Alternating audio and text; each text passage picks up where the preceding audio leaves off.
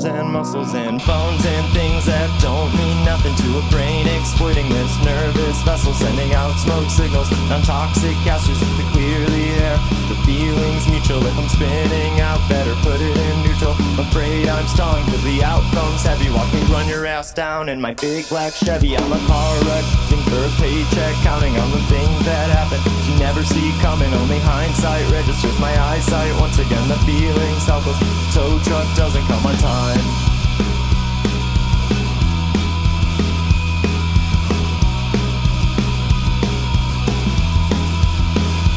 Now I'm just a heartbeat closer to a long cold ringing, while I'm laid out on the table with all the doctors singing how to save a life or something less ironic. Now it's closing time, they're singing semisonic. Heaven knows the sounds that cut right through you. When I meet Jeff Buckley, I'm screaming hallelujah. To Peter feels bad, comes close to renovate. These are the thoughts that I have as I reach to change a station. I'm a car wreck waiting for a paycheck, counting on the things that happen you never see coming. Only hindsight registers my eyesight. Once again the feeling's helpless. Tow truck doesn't come in time. Peaks passing all his turn lanes ending. There's a snowdrift suggesting that some air do us all. A little justice leaving like tires leaping from the ground. Now once again all plans and everything is ruined.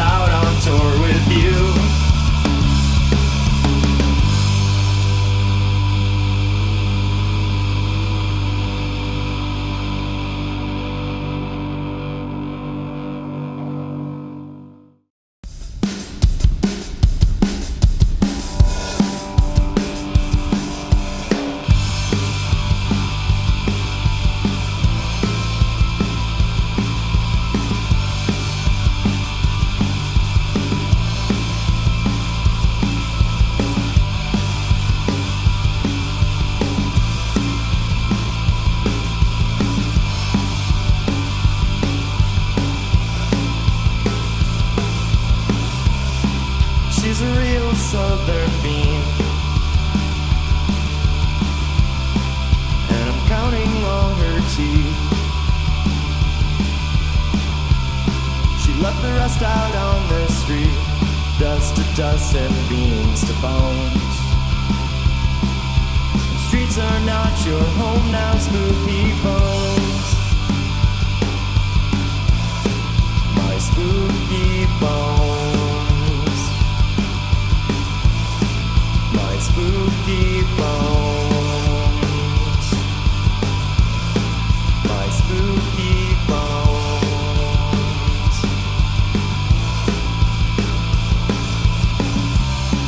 She's a real southern beans and bones and beans and bones and beans. And I'm counting all her teeth and toes and teeth and toes. She left the rest out on the street, hanging around now, spooky bones. The streets are not your home now, spooky bones.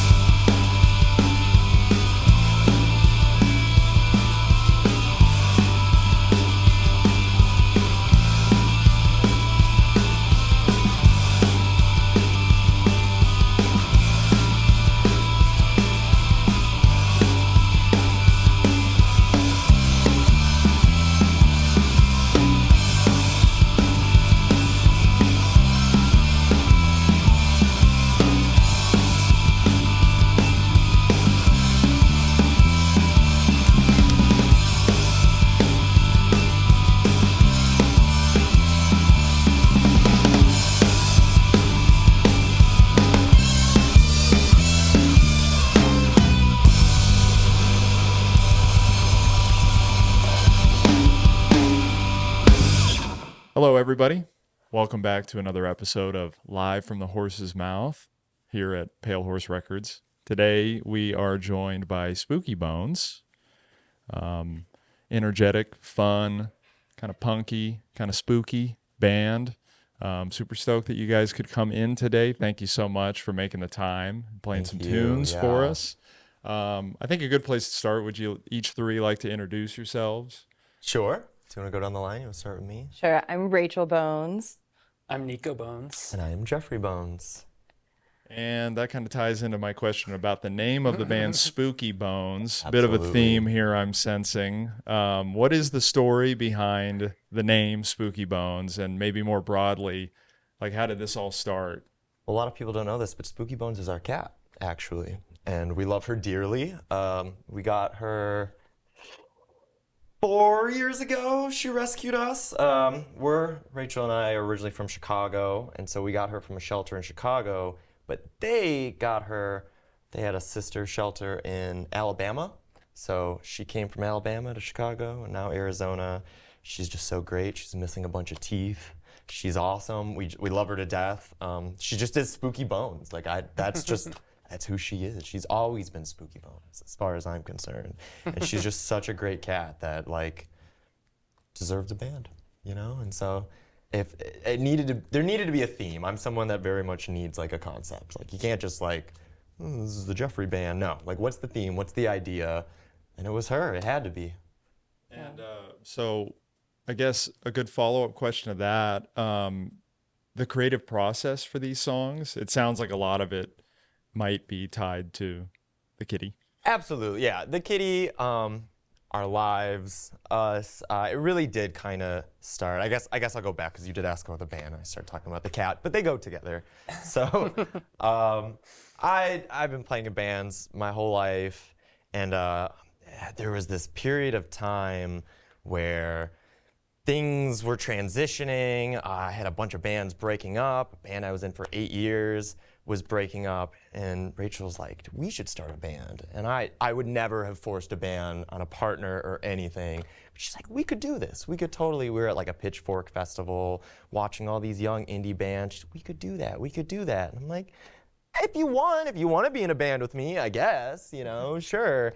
And I think it was that day I got the call that my band of 8 years was done. I was like, all right, let's do it. One door closes, the next, whatever, the rest is history. Yeah. And so I started thinking, okay, fine, let's do this. And started coming up with some ideas, and at the core of it, I wanted it to be fun. I wanted it to reflect, who we are and be very lighthearted, I wanted it to just be be something everyone could understand and enjoy, you know. There's enough melodramatic stuff out there. I wanted a nice, light, you know, kind of thing. Sure. So when you guys started the band, Rachel, had you been playing music already, or did you start playing music because you wanted to form a band? So I started piano when I was like 5. And then in 5th grade, I played the cello. I played the cello through college. And after college ended, I was like, guess I'm done with music.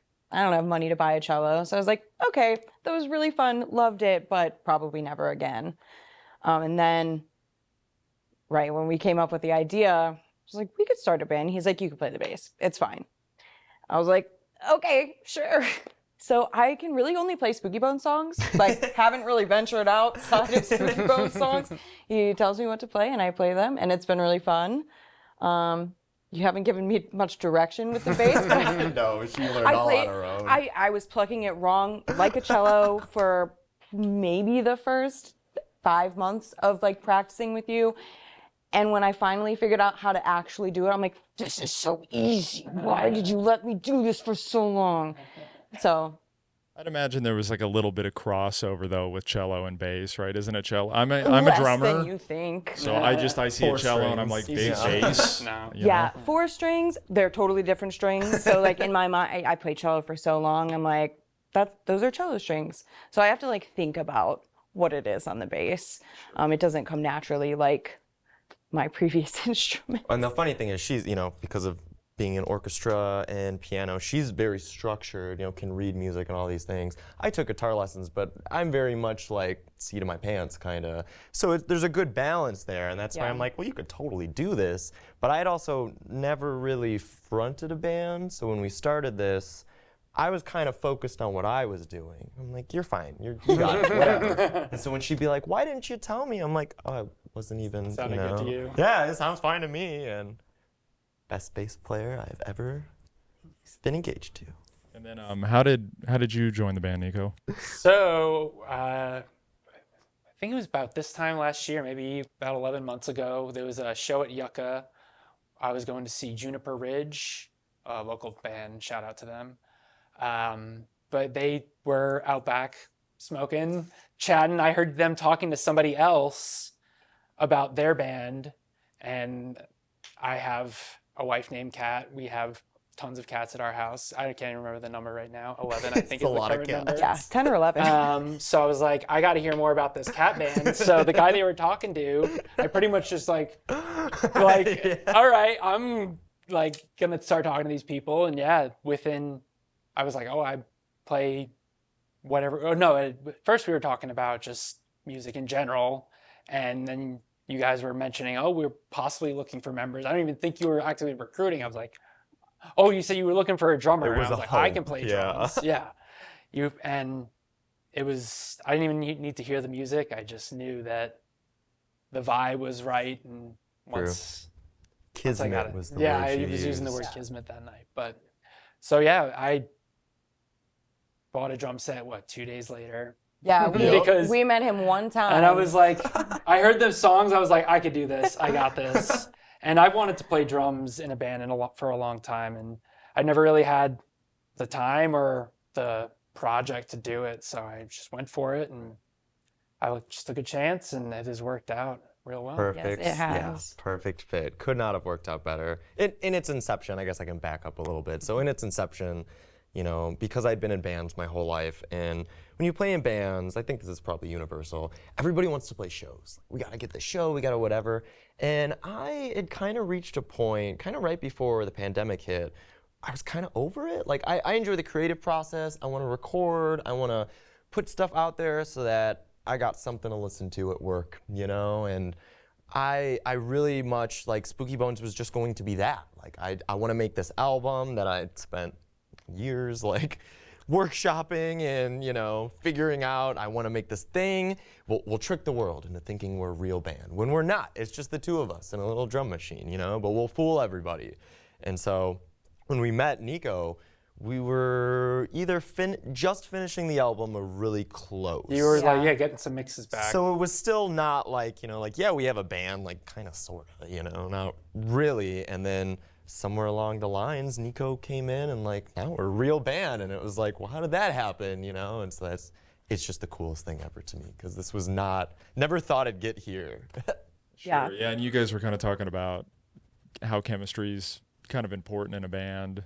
Probably, I would argue, the most important thing in a band. Totally. Almost more than the musicianship itself, oftentimes, because you can have the best players in the world, but if the vibe's not right, you know. But hearing you guys play together, like, I can definitely hear that chemistry between all three of you. Like, it's a very, it just sounds like there's a lot of love there. I'm glad. So that true. makes me really happy, you know, because that totally, like, I feel that way, you know, like, they're the best band I've ever had. Like, this is awesome, you know, and But like he was saying, like how you would write the songs for yourself. Like, I think that was the most important thing for me to stick around, of like someone that is just genuinely writing music, not for anyone else's consumption other than their own enjoyment. I'm like, there's a project I'd love to be a part of. I admire that too Yeah. about Fair people. I enough. think that is, I could get crazy about it, but, you know, like, but that's because you have the love for it. You have, Right.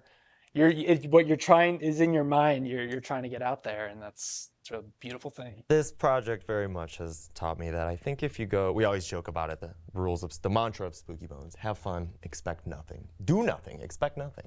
Because when you go into things genuine for just your own enjoyment or whatever, I think good things happen. And I think that's what I've learned through all of this, is like, if you just enjoy it, don't, you know, then good returns. And that's very much how this feels. Like, oh, okay, wow, that's the secret, huh?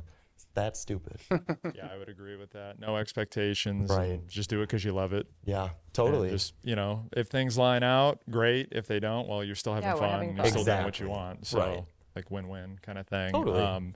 With the creative process for you when you're writing these songs, is there like a common theme in your writing process? Do you find, does it start with maybe the lyrics, or does it start with a progression, or like how does Yeah. that work for you? No, totally. That's a good question. What's really funny is our album, Spooky Kitty, a lot of that now at this point, I wrote 2-3 years ago, and a lot of it, I always joke, the catalyst for writing for me is boredom.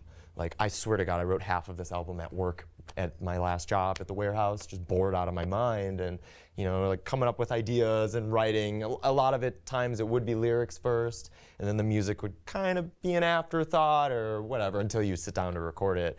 But like, just kind of like trying to like both emulate the stuff that I like, and then also maybe like make myself laugh a little bit. I think Grand Theft Auto is a really good example of that, of like, you know, I know the vibe, I know what I like, the kind of band I've always wanted to be in, and then also too, you know, there's a lot of stuff I like that I don't necessarily want to emulate. You know, I joke about like melodramatic, you know, there's a lot of serious music in the world, and I like a lot of it, whiny stuff, totally. But like, there's enough of that, and I wanted this to be fun. I wanted power pop, you know, that's like the key words, and so I think very much so that was kind of at the core of it. And it's funny to me too, now that we're like playing shows and you get to see responses. There are some songs people really respond to, and I'm like, that's the dumbest. Like I don't even remember writing that one. It's so dumb, but it's like, oh, okay, but maybe that's why. Is it's so simple. We have a song about bugs. Everybody loves the bug song, and I'm like, I can't even remember. Or Phoebe, that's another one. You know, I'm like, there's not even a chorus to that song. You know, it's just kind of a like, hey, Phoebe Bridgers, take us on tour, and everyone's like, yeah, and I'm like, okay, cool. So I think what I'm trying to say is that you try not to think too hard. At least that's how I am. If something's not going together, it's not worth it, and you move on. But the best ones are the ones that were like very much stream of thought, consciousness, whatever, you know, made myself laugh, or I had an idea. A lot of times I kind of, like I said, about the concept, I start with an idea, like I want a song about aliens, or I want a song about bugs, and then you go from there, like, okay, cool, and try and laugh along the way, I think. Yeah, and it is kind of funny. It's almost like a law of music, of making music in a band. It's always the one you like the least. Yeah. Is the song you like the least is always the one that everybody's like, oh my God. That was Like, him. what are I people need more of hearing? this. That was Yeah. totally, our first practice. He had listened to a bunch of the mixes, and it's like, you know, what do you want to do first? What was your favorite? And he singled out Red Herrings, which had been my least favorite song since I wrote it. I was like, of course, he said Red Herrings. And funny enough, now I enjoy it so much because he plays it so good. Every time we play it, I'm like, I wish I'd have thought of that thing that you did. It's so good. So I've since come around. What, if we could go down the line, I think this is just more for my curiosity than anything, but what are some influences for maybe not so much just SpookyBones, but maybe yourselves as musicians, yeah. you know, like what were some big I could do a bands for whole you guys? interview about this. Yeah. So I like a lot of different things. I mean, I was a metalhead my whole teenage years, and then she kind of set me off. I didn't have Spotify till we got together, so that changed my, whatever you want to say about Spotify, I know, evil, totally, but like figured me out so quickly. Oh, you like a lot of 90s stuff, you know? Here's 50 million great 90s bands you've never heard of and no one else you ask about is ever gonna know, and like that just like opened my world to, you know, so many rabbit holes, and very much, you know, I just kind of goofy, but like I do kind of always single out, you know, like great decade, you know? The indie rock was great, the punk was great, the metal was cool, the pop music was great. So very much a lot of that. My favorite band's the Smashing Pumpkins and Faith No More and the Pixies, that kind of stuff. And when we started this band, I was in a huge They Might Be Giants, Dead Milkmen kind of kick, and so I always kind of joke that's the Beatles of this band, is They Might Be Giants, because they taught me you can write a stupid song about anything as long as it's catchy.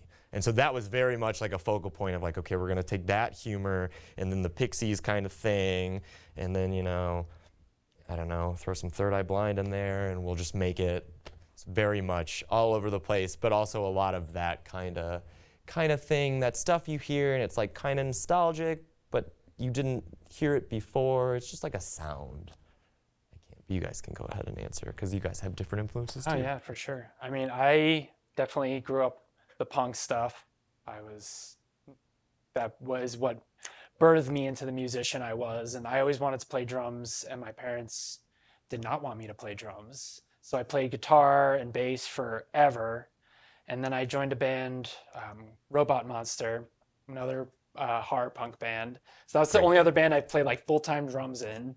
Otherwise, I've just played a ton of guitar and bass in various punk adjacent, indie adjacent bands over the years. And I think I've described before, like when in the late 2000s, when the punk, the electronic, and the indie all started like blending together, that's really what opened me up into a lot of different things. So bands like, even before that, I think one of my biggest influences is definitely Talking Heads, all the Beatles and their various side projects.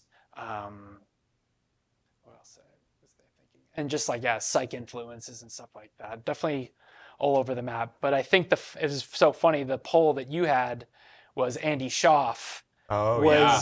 I was like, That's no, her. yeah. I It was was gonna say like Andy Schaaf. before, but just before when we first met each other to pull that, and we were like, oh my God, he's so awesome. Like, I was like, all right, you guys are my friends. Like, when you find a band that you're just like, all right, if you like them, then we're on the same wavelength. Like, One of the we're best hearing the same songwriters out there things. right now. Yeah, for sure. Totally. You can go ahead. Now that you've said my top pick, Yeah. Andy Schaaf. Yeah. Well, playing wise, my main inspiration is Jeffrey. He writes my music for me. Because I'm not super creative with the music. I don't know the instrument that well. I've always been I read the sheet music in front of me. I do what my conductor tells me. I do what my teacher tells me. So now it's Jeffrey. I do what Jeffrey tells me What on a the great bass. bandmate. I'll do whatever you tell me. Like, awesome. Yeah, you cool. write I it have down. a I'll dream do bass it. player. Literally, that's what I'm honestly. saying. Yeah. Yeah. And hopefully I'm consistent and do what you want me to do. But yes, musically, my favorites would be Andy Schaaf. I think he's incredible. I love that he does everything himself. I think his writing is just top tier. And a similar vein, Sufjan Stevens. His breath is incredible. I love that he does like different versions of songs. Like he'll put out a song in different keys. I think that's so fun and unique, and I love his work. And then third, Animal Collective. I love Animal Collective.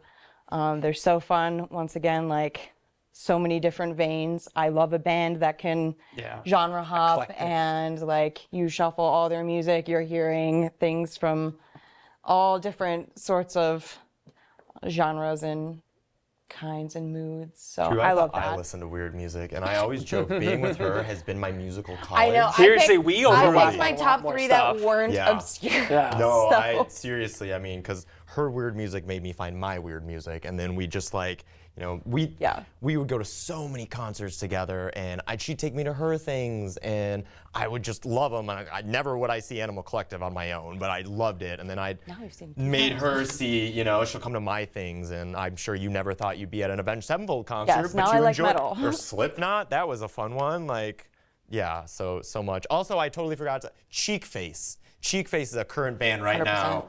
Just so much of their oh my gosh, what's the word? Their ethos very much is like more so ethos than even musically, although the music is great and they're hysterical. That is a band that I do feel very much like we would like to align ourselves. Like the way that Cheek Face is doing it right now, that's the way it should be done. So if you don't know Cheek Face, you should look them up. They're great. And you said you guys were from Chicago originally, Yes. right? Not him. We are. Yeah. He's from Long Island. Okay, so why the move, if I could ask? Do you want to take this on? And- My family moved out here like 5 years ago. And like he was mentioning before, all of his bands fell apart. His job closed down and they were like, move to Missouri. And we were like, no, we're not doing that. And we were just kind of at a space where like, it felt like the universe was like, hey, here's your chance to like leave where you grew up, just go. And so we came here because we had family support. I'm really glad we did because we found a great, This was not our first choice. great at music. all. No, not our first choice. Arizona rarely But is. the music scene has been so warm, so welcoming. Absolutely. I don't know if it's like because you were part of a grindcore scene in Chicago. Maybe that's why people were like a little.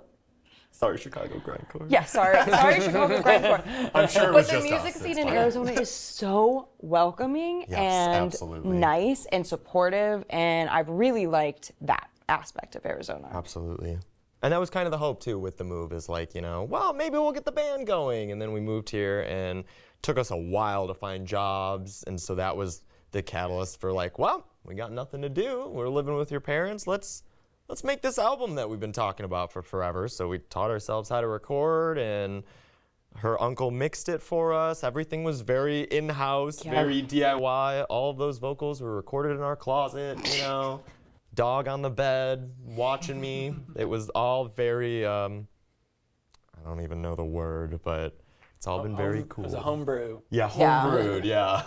Humble stuff. Do you think the moving here, I'm assuming, was in some ways a bit of a culture shock? I mean, I've never been to Chicago, so I can't. Oh, I we do can't love speak on Chicago. it. It is still our Yeah. favorite But city. I could just theorize in my mind that it's quite a bit different. Definitely. You Yeah. know, the two places. So do you feel like once you got kind of acclimated to Phoenix, did that kind of affect your music in any way? Do you think there was like Southwestern Yeah. I mean, I don't want to get too foo-foo No, with it, but sometimes the totally. vibe, you know, the scenery, Step into a all that vortex. kind of stuff. Definitely as far as like us being the real band, because I mean the music was already written, but I do feel like there was this thing when we first got here and like meeting you and meeting all these great bands and people were like, everyone is so genuinely interested in what you're doing.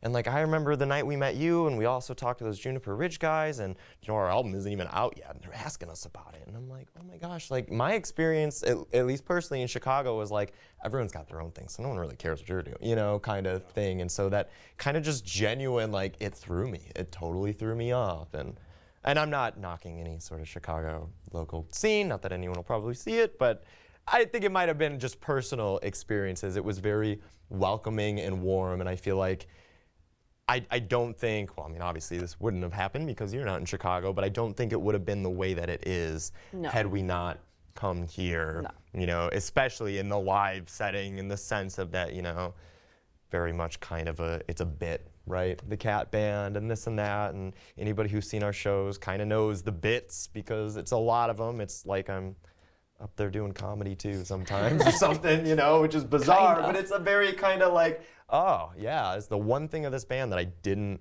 plan out. Everything else was very much like I spent 2 years in that warehouse like plotting this everything except the logo and the stage show. Because I never thought we'd play We've shows. got a whole booklet. It's the SpookyBones Manifesto, literally all written out, all the musical influences for every song. Yeah, true. Lyrics, the BPM, the key, Yeah, everything. true. It's like a binder. So he's very planned. A lot going on up there. It was, Yeah. I had a lot of time to. I've always been a daydreamer, so that's just kind of how I work best. I'm sure when you guys get the vinyls pressed, the liner notes are going to be crazy. Manifesto, Yeah. Well, and Yeah, it'd be the cool insert. too is that, I mean, everyone's got influences. Everyone's, ripping something, but I feel like there were a lot of bands I was taking influence on that aren't necessarily household names. And so like that's cool to me is that, like I've gotten that of like, oh wow, it sounds like kind of nostalgic but kind of unique. And I'm like, that's just because you've never heard of the Drop 19s or Knapsack or Swerve Driver or Archers of Loaf, Anybody know? That's, I'm taking things from bands that didn't get their due because I love them, and I think that's really cool, Sometimes you see a band and you're like, ah yes, that. Totally know who their favorite band is. But I feel like us, we keep you guessing a little bit, maybe. Well, I think that's the cool part about music too, especially is just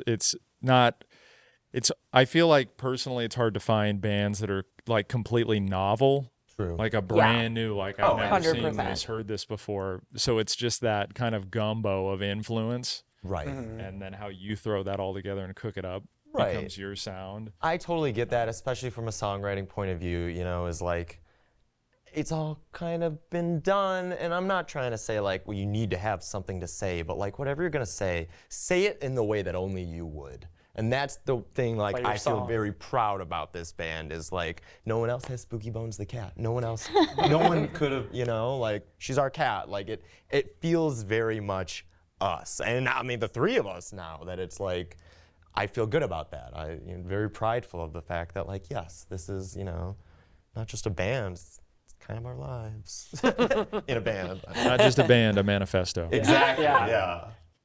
So what do you guys have coming up? Like, we do a little plug zone, if Yeah. you will. Anything you want to talk about, SpookyBones She knew related? this question was Yeah. coming because Yeah. this is kind of a thing. So I'm gonna give the abridged version here. So I did find a job, but before I found a job, it was like right after Christmas. I decided, it's like, okay, my endless summer is coming to an end. We can do this one more time. We can do a second 15-song album. I've got the songs. I still got the time. It's this whole other concept thing. And so I spent another 4 or 5 months or so. We recorded another bedroom garage band thing, and it was all fleshed out. And then I started working, and I sat on it a little bit. And good and bad, I sat on it, and then we started gigging and playing shows, and I'm getting real used to hearing Nico play our songs, hearing with real drums, because I had programmed everything, and so it made me kind of like, you know what? I didn't spend a lot of time on the drums the first time. Maybe I'll go back, and I'll actually, like, let's sit on this for a while. So I did. It's many, many weeks, months, coming home, and, like, really fine-tuning, trying to make it sound, like an improvement. And then the week before 4th of July, our MacBook crashed. And long story short, A year old. Did you lose it all? yeah. Oh, no. Nothing was backed up. No iCloud, no hard drives. PSA, always back up your stuff. Yeah, Always- brand new MacBook, even if your thing is brand new. True. Yes. If something's good enough to save it twice is our lesson. So we didn't drop it. We didn't spill anything on it. It just crashed. They just said you got a bad one. Yeah, year-old, brand new Thanks. MacBook crashed on us, and so Suck it, Apple. it's been a summer, and it's kind of funny too. I grieved that album. I was like, all right, it's lost, it's whatever. But then also too, we've had this amazing summer playing shows. We played like 4 shows in 2 weeks. We called it the local tour. It was awesome, and so in my head it became separate. It was like, okay, there's SpookyBones the band, the real one, that's us, and then there's the SpookyBones band that lives in the computer, and I'm really mad at that one right now. Like, I'm really, really mad at that one. And so after our summer tour kind of ended, it was like, all right, let's reassess, let's see what we can figure out. And so we tried a few things. We've sent it all over the country. It's- People looking yeah, at it, and that they're like, laptop has been all over. It has come to the point where we are kind of at our last contingency plan. It's possible that Okay, what's silly is it's on my phone right now. I have it in a Google Drive. I could play it for you. It's just not mixed and the stems are lost and it's all scattered. So we're considering a few options to hopefully, maybe before the end of the year, maybe by next year. It will exist. It will happen. It does exist. There will be a sequel, and it's a bummer because I'm very proud of it. I think we both are. It is the Empire Strikes Back of SpookyBones is what I keep saying. So it's like a situation where you'd potentially have to recreate the whole thing. See, that I won't do. That I can't. I'm not someone who does anything more than once. It's not worth it. And also, too, and even in my editing, a huge part of recording, I'm a guitar player before anything else, before a singer or whatever. And so what I enjoy the most is when I record these songs, there's a lot of overdubs because I always joke I'm really bad at listening back to what I've just done. So I'll do a rhythm part, I'll do it 3 times, pan it, whatever. And then I'm trying to listen back to it, but I'm still holding the guitar and I'm noodling. And I'm like, well, hey, that's kind of cool. And so you end up like coming up with all these countering things that you weren't like necessarily, you're almost like writing the song after it's already been written. And so when I was editing and going through, we're like singling stuff out and listening to it, we're like, who's that? I don't remember playing that. What song is this now? And then you start turning them all on. Oh, now I hear it. So there is stuff I don't even remember. There are parts here and there. So it's not necessarily something that can be recreated. I mean, I know how the songs go, but it would be different. It would be very different. And like you couldn't dedicate the time. I mean, he was spending like 8 hours a day recording. Locked Same in. with the first, So now with a full-time job, there's 8 hours no a day, way. crisscross applesauce on the bedroom floor. Chair right next to me, but I don't want that. I'm full on like, at nighttime I'm outside like, why do my legs hurt so bad? It's because I've been sitting like a crazy person. And so it will happen. It will come out. Just got to figure some things out with it. But it's been an interesting experience for sure to have this like. There's a lost SpookyBones album right now. It's like in the ether and like maybe it'll never come out. And Kind of a great way to build Always hype. back up yourself. I thought that too. I'm like, Kind of a great hype builder. when it gets there, a beautiful the story. story's gonna go out there. Yeah, no, absolutely. I mean, it very much. It's been a really rough month. I don't want to month and say a half, though. bootlegs. I'm very proud of it, but I'm also like totally over it. I'm ready to start writing the next one. So like, we just got to figure out a way to get this out so we can do something else, and then the next one will absolutely be a more collaborative effort. I'm not doing that again. I'm not putting myself through that. Programming drums sucks. But you got a real one now. Exactly. That's Yeah, what I'm right. saying. You got the So real why am one. Right. Exactly. Do you guys have any shows coming up? We do have one in October, blanking on the day, at MySpace, Phoenix. Might be the 7th, but I might be wrong. It's not That's the my 7th. birthday. That's your birthday! Oh, well, the 7th is Cut that out. Okay. It's October 8th because it's the day after. Yes. Okay, yes, at MySpace, which we played at once, and it was one of our favorite shows. It was kind of like our first like real show, and it was Outside so of the garage, cool. yeah. Outside of it, yeah. The first show is a different story, but very cool. So we're excited about that. And then nothing else lined up per se. Another funny thing about this band is like we have had very little like. I don't think I've reached out to anybody. I remember when he joined, he was like, just wait, you'll play one show and then you'll just start getting asked. And that's literally what happened. Like we did one, and I'm also very grateful, I'll give them a shout out. Our pals Jar, they're another local band. They're super fun, super great. Chris and Kyle, we befriended them really early on, and those guys are go-getters. They play shows constantly, and like every time they're just, hey, you want to play a show? You want to play a show this weekend? You want to play? They started like forgetting that they were like to ask us. I just all of a sudden I'm in a group chat for the show. And I'm like, You're just on a flyer. yeah, You're just on a flyer. You're like, okay, well. Show with you? And I'm so grateful to them that like they literally have cut out the middleman, and so it was technically the SpookyBones Jar summer tour because it was all with them. And so very, very grateful for them. Shout out Jar. Shout out Shout out Jar. Jar. Until the next one, I guess.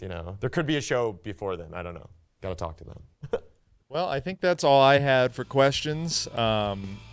We all here at Pale Horse really appreciate you guys coming by, taking the time. Yeah. This has been a blast. It's super killer tunes. Thank you. Love what you guys are doing. you. Very excited. And to anybody out there watching, thank you for supporting. We're just excited to be doing this collective thing that we're trying to come up with to just support bands like SpookyBones and anybody else, predominantly Arizona, but nationwide, international, worldwide, who knows? The sky is truly the limit. So thanks again, guys, very much. you. Thank you.